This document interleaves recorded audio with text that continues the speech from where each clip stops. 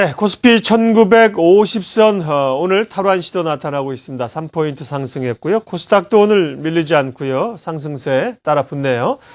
마켓리더 특급 전략 시간입니다. 이트레이드 증권 윤지호 리서치 센터장님 모셨습니다. 어서 오십시오. 네, 안녕하십니까. 네, 우리 윤 센터장님은 워낙 에너제틱 하시고 시장에 대해서도 흔들흔들 거릴 때마다 흔들리지 마라, 가라 이렇게 강세 기조를 유지를 하셨습니다. 시각은 변함없으신가요? 제가 7월 26일 자료 쓴 뒤로 네. 그래서 좀 강세장 진입 가능성을 말씀해 드려왔고요. 아마 이 방송도 9월에 왔던 것 같아요. 그때도 강하게 말씀드렸는데 좀 생각보다 강하지 않습니다. 근데 예. 계속 강조드리지만 지금 돌아가는 어떤 상황은 점점 증시의 우호적인 환경으로 되고 있다. 너무 근기름이 아니고 단기적으로 보더라도 그렇다는 시각을 강조드리고 싶은데요. 먼저 하여튼 이번 주와 다음 주가 중요할 것 같아요. 네. 일단 어제 미국의 고용이 나왔는데 그게 좋진 않았죠. 중요한 것은 금요일 날 고용 보고서가 나오는데 아마 실업률이 그렇게 좋게 나올 것 같지는 않습니다. 근데 연준이 결국 완전 고용과 결국 물가 안전의 두 가지 목표 중에서 고용에 좀 초점을 맞추고 있다. 저희에서 보면 다음 주에 이제 확인되는 FOMC에서 아마 시장을 상승으로 좀 강화시키는 촉매제가 출현하지 않을까 저희는 조심스럽게 이렇게 예측을 하고 있고요. 다시 한번 말씀드리지만은 우리가 가지고 있는 상황이 나쁘지 않습니다. 하여튼 우리가 포워드 P로 보면 시장 전체로 보면 9.12배 정도에 불과하고 정책도 우호적이고 또 경제지표도 돌고 있고 아마 오늘 같은 경우에도 좀 생각보다 상이 강하지 않을 때 여전히 무엇을 사느냐의 고민에 좀 집중하시는 게 낫지 않을까 저는 이렇게 판단합니다. 네. 하지만 당면한 문제들은 여전합니다. 재정절벽 문제도 연말까지 크리스마스 전에 하겠다고는 하는데 또 답보 상태고요. 네.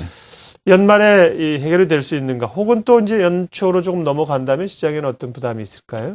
시나리오는 다양하게 전개될 수 있죠. 네. 연문 내로 대타협의 가능성 얘기하지만 저희도 그 가능성을 크게 보고 있지는 않아요. 그런데 부분적 합의 정도만 나와도 시장에 상당히 힘이 되어준다 이렇게 네. 볼 수 있고요. 그림 하나 잠깐 볼까요? 제가 그림을 저번에 썼던 자료에서 정리한 건데요. 현실적인 것은 아마 연내 일부 타협 정도입니다. 기준은 공화당이 부자 증세에 대해서 어느 정도 양보하는 형태가 나와준다면 저희가 그 부분 타협이 된 걸로 보고 있고요. 그렇다면 아마 재정 언덕 정도의 효과로 끝나지 않을까. 이게 현실적이고요.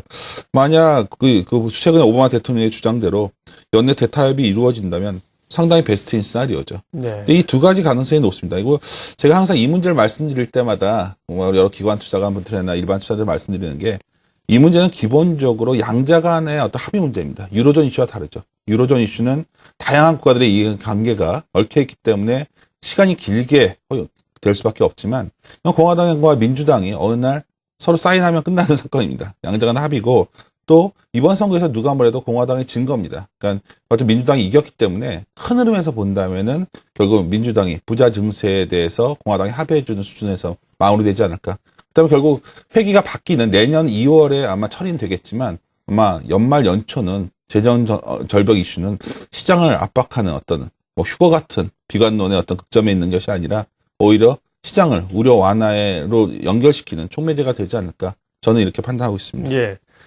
센터장님 말씀하신 거나 일반적인 예측들도 재정절벽 문제는 연말 혹은 연초이지 이게 유럽 문제처럼 계속해서 2, 3년 발목을 잡지는 않겠죠. 하지만 재정절벽을 넘으면 또 경기 문제가 도사리고 있지 않습니까? 내년 경기들 다들 좋지 않다고 하고요. 우리도 오늘 3분기 성장률 좋지 않게 나왔습니다. 경기 상황이 돌아서려면 또 글로벌 수요가 좀 회복되려면 시간이 필요한 거 아닌가요?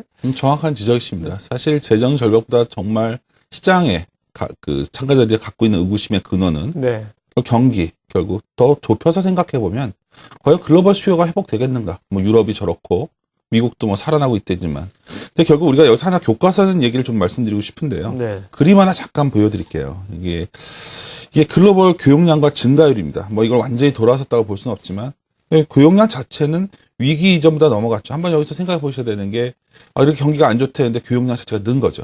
그리고 증가율도 한 8월까지 부진하다 9월에 돌아섰어요. 이게 교역량이 뭐냐면 많은 분들이 수출이 늘고 수입이 늘어야 수요가 있는 것이 아니냐 이렇게 좀 단선적으로 생각하시는데 글로벌 경제 전체를 놓고 보면 수출과 수입의 합은 0입니다. 우리가 수요를 판가름할 수 있는 기준은 교역량의 증가라고 본다면 분명히 교역량이 늘고 있어요. 네. 이게 선진국이 안 좋은데 어디서 늘고 있냐를 좀 볼 필요가 있는데 다음 그림 하나 좀 더 그림 하나를 보겠습니다. 중국을 보시죠. 지금 중을 보시면 9월에 수출이 좀 좋아졌었고 10월에 굉장히 서프라이즈하게 나왔습니다. 상당히 굉장히 의구심을 가졌죠. 또 증가율을 보면 뭐 유럽이나 미국 쪽이 아니라 아세안 쪽에 거의 45%가 늘었어요.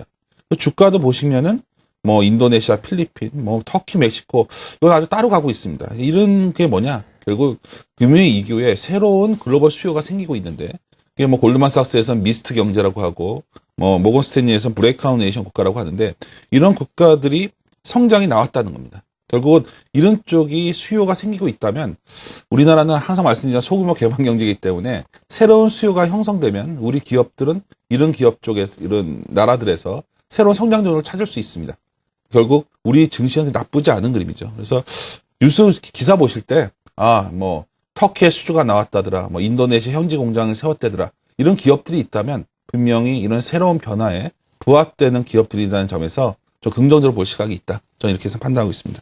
예, 그러네요. 보여주신 교역량 지표는 2008년 금융위기 때는 줄었다가 네. 이후로 회복이 되는 모습들이 확연하게 나타납니다. 그리고 지난번에 그 해치펀드들이 내년 전략 짜면서 뭐 A, B, C, D에 주목하라, 아시아 얘기를 했다고 했는데 말씀하신 것처럼 네. 예, 아시아, 뭐 중국도 그렇겠습니다만 동아시아라든지요, 아시아 지역의 성장세 기대해 볼만 하겠습니다. 2013년 전략은 전망은 다 하셨죠? 어떻게 2013년 전망하시는지 또 연말 연초 섹터 전략 좀 알려주십시오. 뭐 2013년까지 아니고 연말 연초 북한에서 네.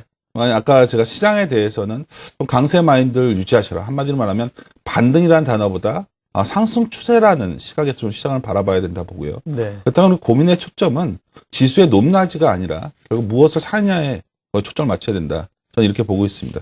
그래서 섹터 전략이 요즘 뭐냐? 경기가 아직 강하게 못 들어왔기 때문에 아마도 이익단으로 결국 이익으로 생각을 해보시면 상당히 더딜 거예요. 그러니까 오히려 매출 증가 부분을 컨셉을 잡아서 접근하셔야 된다. 예. 그러니까 뭐 우리가 지표로 말한다면 PER보다 PSR, PR이 늘어나는 종목들을 좀 주목할 필요가 있고요. 그래서 제가 다음에 하나 좀 보여드리고 싶은 그림은 그냥 단순하게 내년도에 컨센서스로 봤을 때 매출 증가율이 있는 업종들이에요. 보시면 IT 쪽이 좀 있죠. 하드웨어, 소프트웨어 우리 많이 올랐죠. 그리고 미디어 많이 올랐고요.